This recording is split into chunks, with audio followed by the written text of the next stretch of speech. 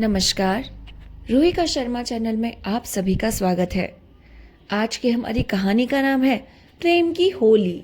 उसके लेखक है मुंशी प्रेमचंद्र जी। तो चलिए बिना समय गवाए अपनी कहानी को शुरू करते हैं और देखते हैं कि एक मनोनीत स्त्री अपना दिल कैसे हारती है। गंगी का 17वां साल था, पर वह 3 साल से विधवा थी और जानती थी कि वह विधवा है। उसके लिए संसार के सुखों के द्वार बिल्कुल ही बंद हैं। फिर वह क्यों रोए और कल्पे? अरे मेले से सभी तो मिठाई के दोने और फूलों के हार लेकर नहीं लौटते हैं ना। कितनों ही का तो मेले की सजी दुकानें और उन पर खड़े नर नारी देखकर मनोरंजन हो जाता है। गंगी खाती पीती थी, हंसती बोलती थी। किसी ने उसे मुंह लटकाए हुए कभी देखा ही नहीं, अपने भाग्य को रोते हुए देखा ही नहीं। घड़ी रात को उठकर गोबर निकालकर गाय बैलों को सानी देना, फिर उपले पाथना उसका नित्य का निगम था। तब वे अपने भैया को गाय दुहाने के लिए जगाती थी, फिर कुएं के पास लाती, चौके का धंधा शुरू हो जाता। गांव की भावजे उससे हंसी करती, पर एक विशेष प्रकार की हंसी छोड़कर सहेलियां ससुराल से आकर उससे सारी कहानियां कहती, पर एक विशेष प्रसंग बचाकर सभी उसके वैधव्य का आदर करते थे। जिस छोटे से अपराध के लिए उसकी भावच पर घुड़कियां पड़ती, उसकी मां को गालियां मिलती, उसके भाई पर मार पड़ती, वह उनके लिए क्षम्य था। जिसे ईश्वर ने मारा है उसे क्या कोई मारे। जो बातें उसके लिए वर्जित थी उनकी ओर उसका मन ही ना जाता था। उसके लिए उन सब चीजों का अस्तित्व ही ना था। जवानी के इस उमड़े हुए सागर में मतवाली लहरें ना थी, डरावनी गरज ना थी, अचल शांति का साम्राज्य था। अब क्या होता है कि होली आती है। सबने गुलाबी साड़ी पहनी, गंगी ने साड़ी ना रंगी। कैसे रंगती? मां ने पूछा, बेटी तेरी भी साड़ी रंग दूं? नहीं अम्मा, यूं ही रहने दो। भावज ने फाग गाया। वह पकवान बनाती रही, इसी में उसका आनंद था। दूसरों को खुश देखकर खुश हो जाती थी। तीसरे पहर दूसरे गांव के लोग होली खेलने आए। यह लोग भी होली लुटाने जाएंगे। गांवों में यही परस्पर व्यवहार है। मैकू महतों ने भंग बनवा रखी है। चरसा, गांजा, माजूम सब कुछ लाए थे। गंगी ने ही भंग पीसी थी। मीठी अलग बनाई थी, नमकीन अलग। उसका भाई पिलाता था, वह हाथ धुलाती थी। जवान सिर नीचा किए पीकर चले जाते। बूढ़े गंगी से पूछ लेते, अच्छी तरह हो ना बेटी? या चूहल करते, क्यों री गंगिया भावस, तुझे खाना नहीं देता क्या जो इतनी दुबली हो गई है? हाँ, अरे खाया पिया कर, सबका ध्यान रखती है, खुद का भी रखा कर रे। गंगिया हंस कर रह जाती। देह क्या उसके बस की थी। ना जाने क्यों वह मोटी हुई थी। भंग पीने के बाद लोग फाग गाने लगे। गंगिया अपनी चौखट पर खड़ी सुन रही थी। एक जवान ठाकुर गा रहा था। कितना अच्छा स्वर था, कैसा मीठा। गंगिया को बड़ा आनंद आ रहा था। मां ने कई बार पुकारा, गंगिया, ओ गंगिया, अरे सुन जा। पर वह एक बार भी न सुनी।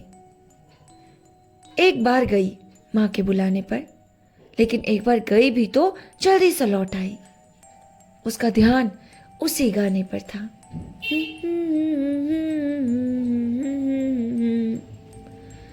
ना जाने क्या बात उसे खींच लेती थी, बांधे लेती थी।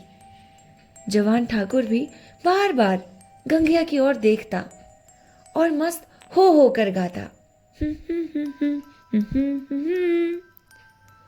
उसके साथ वालों को आश्चर्य हो रहा था। ठाकुर को यह सद्दी कहाँ मिल गई। वह लोग विदा हुए तो गंगिया चौखटे पर खड़ी थी। जवान ठाकुर ने भी उसकी ओर देखा।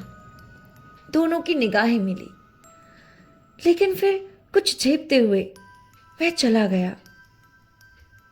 गंगिया ने अपने बापू से पूछा, बापू, वो जो वहां गाना गा रहा था वो कौन था? मैकू ने कहा, अरे कोठार के बुद्धू सिंह का लड़का है, गरीब सिंह। बुद्धू ऋतु रीति व्यवहार में आते जाते थे। उनके मरने के बाद अब यही लड़का आने जाने लगा। ओह, यहाँ तो पहले पहल आया है ना बापू? हाँ हाँ, और तो कभी नहीं देखा। मिजाज बिल्कुल बाप का सा है, वैसी ही मीठी बोली। घमंड तो छू के ही नहीं गया बेटा। बुद्धू के बखार में अनाज रखने को जगह न थी, पर चमार को भी देखते तो पहले हाथ उठाते। वही इसका स्वभाव है। गोरू आ रहे थे, गंगी पगहिया लेने भीतर चले गए। वही स्वर उसके गानों में गूंज रहा था। अब गंगी को भी लगा कि यह आदमी गाता तो बहुत अच्छा है, इसीलिए उसी के गाने को गुनगुनाने लगी।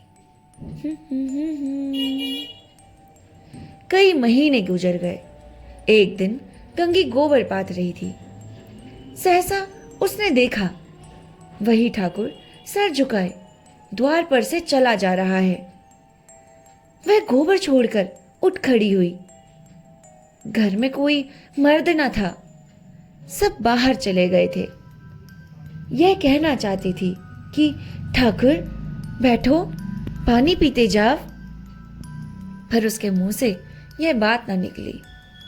उसकी छाती कितनी जोर से धड़क रही थी, धक धक धक धक धक धक। उसे एक विचित्र घबराहट होने लगी। क्या करें, कैसे रोकूं, कैसे? गरीब सिंह ने एक बार उसकी ओर ताका और फिर आंखें नीची कर ली। उस दृष्टि में क्या बात थी कि गंगी के रोए खड़े हो गए। वह दौड़ी घर में गई और मां से बोली, अम्मा अम्मा, वो ठाकुर जा रहे हैं, गरीब सिंह। मां ने कहा, अरे बिटिया, किसी काम से आए होंगे। क्या हुआ, क्यों चिंतित होती है? आ बैठ, काम कर। गंगी बाहर गई तो ठाकुर चला गया था। उसके बारे में सोचते सोचते वह फिर गोबर पाथने लगी, पर उपले टूट टूट जाते थे।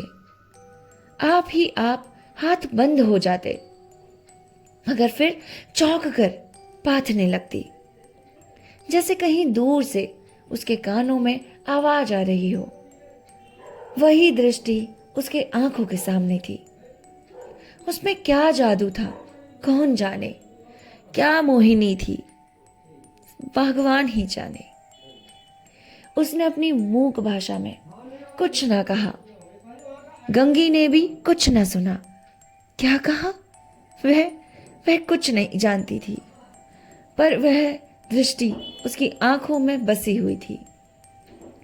रात को लेटी तब भी वही दृष्टि सामने थी, स्वप्न में भी वही दृष्टि दिखाई देती। फिर कई महीने गुजर गए। एक दिन संध्या समय मैकू द्वार पर बैठे सनकात रहे थे और गंगी बैलों को सानी चला रही थी। सहसा चिल्ला उठी, दादा दादा दादा, ठाकुर आए हैं। मैकू ने सर उठाया तो द्वार पर गरीब सिंह चला आ रहा था। राम राम हुआ। राम राम काका। राम राम बेटा, क्या हाल? कहाँ गरीब सिंह, पानी तो पीते जाओ। गरीब आकर एक माची पर बैठ गया। उसका चेहरा उतरा हुआ था। वह कुछ बीमार सा जान पड़ता था। मैकू ने कहा, कुछ बीमार थे क्या काका? हाँ? नहीं तो दादा, कुछ भी नहीं। अरे, कुछ मुंह उतरा हुआ है। क्या सूद ब्याज की चिंता में पड़ गए? तुम्हारे जीते मुझे क्या चिंता है दादा, तुम ही तो हो सब। अरे, बाकी मैं दे दी ना? हाँ, बकाया दिया कि ना? हाँ दादा, सब बेकार कर दिया। मैकू ने गंगी से कहा, बेटी जा, कुछ ठाकुर को पानी पीने को ला। भैया हो तो कह देना चिलम ले आए। हाँ, जा जा मेरा बच्चा। गरीब ने कहा, चिलम रहने दो दादा, मैं नहीं पीता। अरे, अब की घर ही तम्बाकू बनी है, स्वाद तो देखो, पीते तो हो ना। इतना बेअदब ना बनो दादा, काका के सामने चिलम नहीं छुई। मैं तुमको उन्हीं की जगह देता हूं, तुम्हारा आदर करता हूं। यह कहते कहते उसकी आंखें भर आई। मैकू का हृदय गदगद हो गया। गंगी हाथ की टोकरी लिए मूर्ति के समान खड़ी थी। उसकी सारी चेतना, सारी भावना गरीब सिंह की बातों की ओर खिंची हुई थी। उसमें कुछ सोचने समझने की और कुछ करने की शक्ति ही न थी। ओह, कितनी नम्रता है, कितनी सज्जनता, कितना अदब। मैकू ने फिर कहा, अरे बेटी, सुना नहीं? जाकर कुछ पानी पीने को ला। गंगी चौंक पड़ी। हाँ हाँ। दौड़ी हुई घर में गई, कटोरा मांझा, उसमें थोड़ी सी राब निकाली, फिर लोटा गिलास मांझकर शरबत बनाया। माँ ने पूछा, कौन आया है गंगिया? हाँ, काहे इतनी उछली फिरती है? वो है गरीब ठाकुर सिंह जी। ठाकुर गरीब सिंह जी। दूध तो नहीं है अम्मा, रस में मिला दूं? दूध नहीं है? हांडी में देख, क्यों नहीं है रे? गंगी ने सारी मलाई उतारकर रस में मिला दी और लोटा गिलास लिए बाहर निकली। ठाकुर ने उसकी ओर देखा। गंगी ने सिर झुका लिया। ये संकोच उसमें कहां से आ गया? ठाकुर ने रस लिया और राम राम करके चला गया। मैकू बोला, कितना दुबला हो गया है बेचारा, क्या ही हालत हो गई। अपने बाप की जगह काम संभालता है। काम संभालना इतना आसान कहाँ? गंगी ने पूछा, बापू, ठाकुर बीमार है क्या? हाँ बेटी, चिंता है और क्या। अकेला आदमी है, इतनी बड़ी गिरस्ती, क्या करे? हाँ, चिंता ही तो चिता के समान है बेटी। गंगी को रात भर नींद नहीं आई। उन्हें कौन सी चिंता है? दादा से कुछ कहा भी तो नहीं, क्यों इतना सकुचाते हैं? चेहरा कैसे पीला सा पड़ गया है उनका। सवेरे गंगी ने माँ से कहा, अम्मा, तुमसे एक बात कहूं क्या? हाँ बोल। गरीब सिंह आपकी बहुत दुबले हो गए हैं, है ना? अब वह बेफिक्री कहाँ है बेटी? बाप के जमाने में खाते थे, खेलते थे, अब तो गिरस्ती का जंजाल सर पर है। गंगी को इस जवाब से संतोष ना हुआ। बाहर जाकर मैकू से बोली, बाबा, तुम गरीब सिंह को समझा क्यों नहीं देते कि इतनी चिंता क्यों करते हैं? ना करें। मैकू ने आंखें फाड़कर देखा और कहा, हे, जा अपना काम कर, बड़ी आई। गंगी पर मानो वज्रपात हो गया। वह कठोर उत्तर और दादा के मुंह से हाय। दादा को भी उनका ध्यान नहीं, कोई उनका मित्र नहीं, उन्हें कौन समझाए? अब कि वह आएंगे, मैं खुद ही समझाऊंगी। गंगी रोज सोचती वह आते होंगे, पर ठाकुर ना आए। फिर होली आई। फिर से गांव में फाग होने लगा। रमड़ियों ने फिर गुलाबी साड़ी पहनी। फिर रंग घोला गया। मैकू ने भंग, चरस, गांजा सब मंगवाया। गंगी ने फिर मीठी और नमकीन भंग बनाई। द्वार पर टाट बिछ गया। व्यवहारी लोग आने लगे, मगर कुठार से कोई नहीं आया। शाम हो गई, किसी का पता नहीं। गंगी बेकरार थी। कभी भीतर जाती, कभी बाहर आती। भाई से पूछती, भाई क्या कुठार वाले नहीं आए? आएंगे नहीं क्या? भाई कहता, नहीं, क्या पता आएंगे नहीं आएंगे। दादा से पूछती, भंग तो नहीं बची, कुठार वाले आएंगे तो क्या पिएंगे? दादा, तुमने भंग क्यों ना बचाई?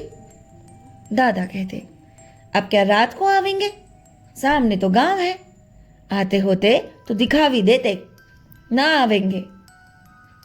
रात हो गई, पर गंगी को अभी तक आशा लगी हुई थी। वह मंदिर के ऊपर चढ़ गई और कुठार की ओर निगाह दौड़ाई, लेकिन कोई ना आता था। सहसा उसे शिवानी की ओर आग दहकती हुई दिखाई दी। जलते जलते, देखते देखते ज्वाला प्रचंड हो गई। यह क्या? वहां आज होली जल रही है। होली तो कल ही जल गई। कौन जाने वहां पंडितों ने आज होली जलाने का सायद बताई हो। अरे तभी वो लोग आज नहीं आए, कल आवेंगे शायद। उसने घर आकर मैकू से कहा, दादा, कुठार में तो आज होली जली है। मैकू, दत पगली, होली सब जगह कल जल गई थी। अरे आज तो होली थी। तुम नहीं जानते हो, ना ही मानते हो। मैं मंदिर पर से देख कर आई हूं, होली जल रही है। ना पतियाते हो तो चलो, मैं दिखाऊं। अच्छा ठीक है, चलते हैं, देखूं तो कौन सी होली जल रही है।